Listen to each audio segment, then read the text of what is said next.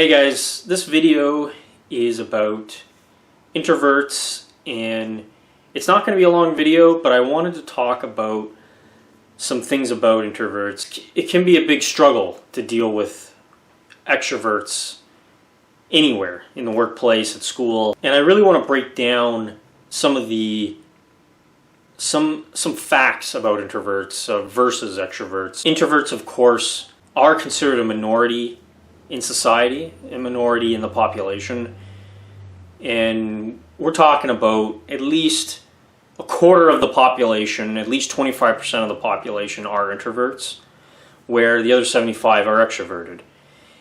And that is why I think that whenever there is an introvert in a group of people, usually they end up being casted out or an outcast because of the clash of personality between the extrovert and the introvert. And we all know about people and family and friends that say, well, you have to be more social, you have to be more talkative, why are you so quiet? And quiet is portrayed as a bad thing. And really, there's so many factors that go in that are involved in that, because first of all, being introverted is something that you're born with, right? You're born to be introverted. You're born with that personality, just like extroverts are born with that personality. It's the same as when you're born a certain race, right? It's not something that you can change. You know, you're born with a certain way of thinking, and it's not necessarily better, it's not necessarily worse. It's just a different way of thinking. And it's the same with extroverts as well. People like to say, well, introverts are more deeper thinkers, and they're more into deeper conversations, and that makes them better than extroverts. And although that the facts that introverts are deeper thinkers can be true, it doesn't mean necessarily that introverts are better than extroverts. It just means that, you know, we think differently than extroverts. And extroverts, of course, are more high energy, they're more energetic. They tend to energize each other. Extroverts do, just like introverts energize each other. And it's not necessarily true that introverts just want to be alone all the time. They don't, because it's just human nature to want to be around somebody. And even if it's one person, you still need to have some kind of human interaction. It's part of our biology that we need to be around people. We need to feel loved. We need to feel accepted. We need companionship. For me, I just like being around a small group of people, or just one-on-one. I actually do a lot better a one-on-one than I do with more people. And the more people that's involved, just the more hectic it gets for me. And, you know, I don't like big crowds, and even like a big city like Toronto is overwhelming for me. There's just too much happening. And, you know, it's usually, introverts, because they're in the minority and because introverts are not seen as somebody's born this way, it's seen as an environmental factor. So sort of how you were raised, and that you're kind of socially inept. And that's probably true for some people. You know, there are people that don't have very good social skills that are introverts. And usually because they don't have good social skills, it's blamed on their introversion and that type of thing, when that's not necessarily true. Because I've met extroverts that don't have very good social skills either. And I'm talking about interrupting people, talking over people, ignoring people in conversations because they just want to get their word out there and they don't listen to you. Some introverts talk quietly or talk very low, and because of that, I feel like sometimes they get talked over or not heard because of all the loud people in the room that are talking so much and wanting to get their point across. Especially when you're around people with a lot of egos and they want to get their point across, and they'll talk over you to do that. To me, that is an example of having poor social skills for extroverts that do that. For someone like me, I don't do well when I'm surrounded by extroverts. My energy is drained. And one thing about introverts and extroverts is they use energy differently. So introverts recycle their own energy, right? So everybody produces energy, but Introverts recycle their own energy, and they also consume it from other introverts. Okay? That's why introverts are usually attracted to other introverts. And for me, I'm the same way. So my friends, for the most part, and women that I'm attracted to are usually introverted or omniverts. I'd like to classify myself of more of leaning on the omnivert side. An omnivert is someone that equally enjoys being alone versus being with other people. So I enjoy being with people, but I also enjoy being by myself at the same time. For those that are surrounded by extroverts, you're more than likely finding yourself extremely drained of energy, exhausted, and that is one particular thing that happens to me. I also work in the child and youth field, so I'm also surrounded by clients that are high energy that also drain me. And usually I'm so exhausted by the end of my shift that you just don't want to do anything. You're so tired. And that is because extroverts and high energy people are constantly taking energy from you, right? Constantly taking it from you. Because extroverts, even though that they're energized by other extroverts, they also take from introverts as well. So they're consumers of energy, right? They just consume, and they just drain you of all your energy, where extroverts need to be around other people to energize. Extroverts need to be by themselves or with another introvert in order to energize themselves. So it's very difficult when you're surrounded by that, and that's one difficulty that I have in my job, and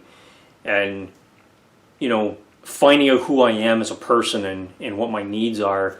Perhaps finding something else to do is the best alternative. And I've always wanted to get into social work and into counseling, sort of one-on-one type thing. And the type of job that I do now is not something I saw myself getting into, but it seems to be, at this point in time, what I have the most experience in the field. So like I said, I'm a lot better with one-on-one interactions. Another thing that you'll notice about introverts is a lot of introverts have the so-called cold face or the bitch face or the unhappy face, and that's sort of me. When I'm not smiling, I don't look too bad here, and of course I'm extremely pale, so the lighting changes the look of my face in different environments, and usually I have a very cold, unwelcoming face, my resting face.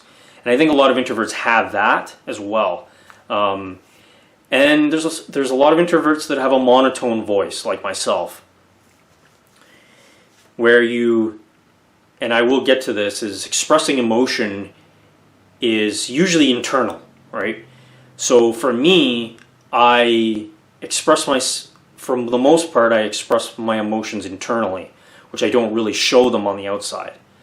Now, maybe that has something to do with, growing up with peers and certain people in my life that have been abusive. And when you tend to be around abusive people, you tend to take on a neutral persona in order not to escalate these people. And maybe because I've been around them for so long that I've adopted this in my normal life. It's very possible. But I tend to internalize my emotions unless something, I do express emotion, but a lot of it is inside my head. And that's with a lot of other things like creativity, imagination. I have a big imagination, always have when I was a kid. I always was able to entertain myself as a kid, and these are the type of things that you'll pick up on if you have children that are introverted. Because sometimes these values and sometimes these qualities get lost on people because they don't recognize this type of thing. And of course, even though that I consider myself an alpha personality, I don't tend to see myself as having an ego. And there are a lot of people that have egos that can cause anxiety, right? And I consider myself an empath as well, so I can easily read people's emotions, and I can, especially other introverts, I'm very easily be able to read their emotions and pick up their vibes, take on their emotions, I guess you could say. Introverts tend to like to do personal projects, and whether it's artistic, creative, hands-on, practical stuff, building things. Like introverts really like building models and that type of thing. A very famous introvert like Kenya Reeves is probably one of the most famous introverts out there, and just such a wonderful person. And perhaps he's found that balance in life and what makes him happy and what in meeting his needs. And I think there's a lot of introverts out there because introverts are in the minority. I think it's difficult for them to find their place in society and finding their place with introverts or with extroverts, because it's so hard to do that, because your needs are, sometimes your needs are just not being met, especially when you're being drained of energy all the time and you're trying to figure out, why am I so exhausted all the time? Why am I being drained?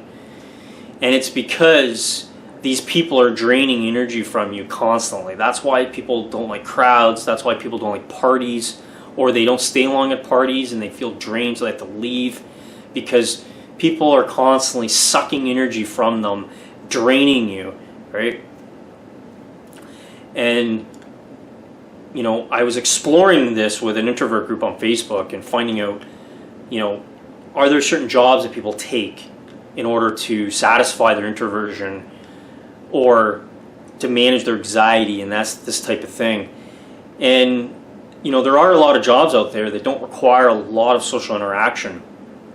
I think it's difficult in my field where you're constantly having to be engaging like that. But for me, because I also have bad anxiety, I don't necessarily trust people very easily, because of negative things that have happened to me in the past socially. So I tend to withdraw and be quiet around people that I don't necessarily trust or I don't feel comfortable opening up to, which makes me a lot more quieter than I usually am. If the conversation is right and I'm interested in it, then I open up, and if I trust this person, I'm comfortable around them, I open up. And I think that's just natural with anybody. But for me, I become a lot more withdrawn when I'm not comfortable with those people or the person or the situation, or I'm just not interested in the conversation. Extroverts love small talk. They love the little things. High ego people overwhelm me and trigger my anxiety. People that are high energy and big egos, like I'm talking about just wanting to be in control of the situation, triggers my anxiety as well. And yes, I am an introvert, but I also have an anxiety disorder. I used to have social anxiety, and it's a lot better now. Usually people that are very controlling and very high energy, have to be in control of everything, always puts me on edge, and I think it would with anybody. The one thing I really enjoy is walks alone in the forest, in nature, and taking in the scenery, admiring that beauty, thinking more deeply about things. Like I love having conversations about spirituality and science and the extraordinary, and just talking about deep, meaningful conversations rather than the little things. And a lot of things don't interest me with the small talk that extroverts do. Don't get me wrong, there are extroverts that love all those same things. It's just they express themselves and they interpret information differently than we do, right? When you're a low profile, low key person like myself, these little things don't matter to you. Let's worry about the more important things. So if you're an introvert, or you feel that you're not really sure, maybe you're being made fun of because you're quiet, or you're being socially excluded. And this also happens too for introverts, is that They are socially excluded with extroverts, bullied, and it can be very painful. It can be very hurtful when you have to deal with that sort of thing, especially when you're in a minority and you're trying to find your place to fit and you can't. And this is coming from somebody who has never really found their place to fit in and is still on a journey to find that. So I can understand how it feels to not be accepted and not to feel like you're a part of something. I wish everyone out there all the best. If you're an introvert, there's nothing wrong with you. You're born that way. I recommend getting The Introvert Advantage.